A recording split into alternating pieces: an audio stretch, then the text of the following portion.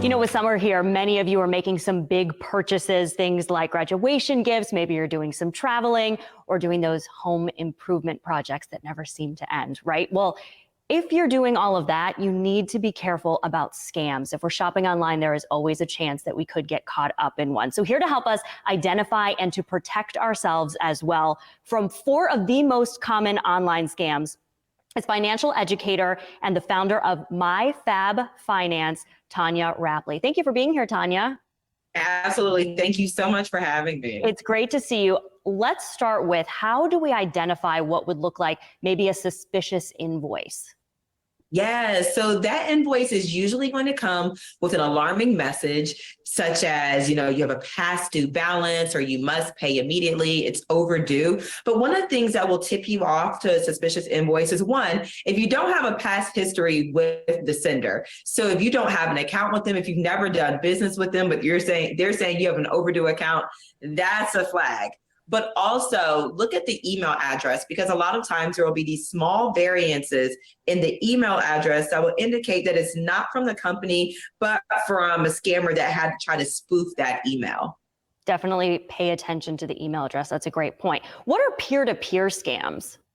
Yep. So a lot of us are doing peer-to-peer payments where you send it from your phone or from an app. And with that, you're going to receive an unexpected payment request from someone you might not know. And so if you ever get one of those requests, do not pay it. When it comes to scams, you want to be proactive. We can be reactive, but the goal is to not send the money. And if you're using something like PayPal, PayPal protects their eligible transactions. They monitor 24/7 for fraud, as well as they have advanced encryption, passwordless, and biometric login options that protect you, so that they can really help you protect that transaction from start to finish. Now, we're also looking at phishing scams. This is something that maybe people have heard of before, but how do they exactly work? Yeah, most of us have seen them, whether they send us a link via text or they send us an email and they're asking us to provide sensitive account information or password information.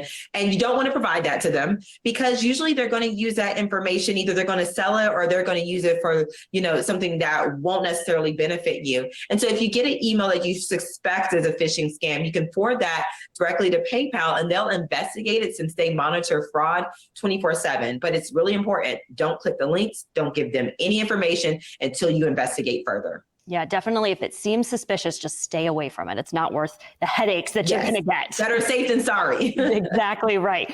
We do all of our shopping online nowadays. It's so convenient. It's so easy. But how do we protect ourselves from some of these commerce scams that can happen while we're doing that online shopping? Absolutely. A lot of online shopping is safe. I shop online daily, but when you're looking at items that seem like they're almost too good to be true, so sometimes we'll see an advertisement and the price is incredibly low. A lot of times that is also an indicator that this could potentially be a scam. And so when they do that, you send them the money, you purchase the item, but it never arrives, or arrive significantly different than it was promised to. So the commerce scams, you want to make sure first that you're checking out with secure platforms so that your information is protected, as well as if you're using something like PayPal, they have a PayPal protection program that covers eligible payments and purchases. You'll often get a tracking number with any purchase that you make. And if that item should not show up or show up differently, you'll have that protection so that you can take action or have someone to work on your behalf to get your money back for you.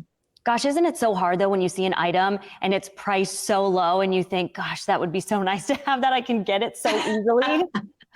I know it's almost worth the risk, but I always say, like, money that you save that goes, into a black hole is not money that is saved actually. Like, you're actually losing money. So it's better to be on the safe side and spend a little more on something that is sure, rather than something that might not arrive and you end up spending double the money anyway. Great. That's an actual great point. And that's going to it's going to stick in my head next time I'm scrolling and I'm like, oh, I'm going to buy that. I'm going to remember exactly what you said, Tonya. So if we want to get some more information, if we want to continue to protect ourselves, get some more tips, how do we do that? You can go to newsroom.paypal-corp/trust. Check it out there. Get all of that information. Thank you so much, Tonya, for being here, for making us feel a little bit better when we're doing this online shopping. I think every now and then it could just take one click that makes it seem easy, but really could just ruin your week and ruin that online shopping experience. So thank you for that information. I know. Stay safe out there, guys. Take care.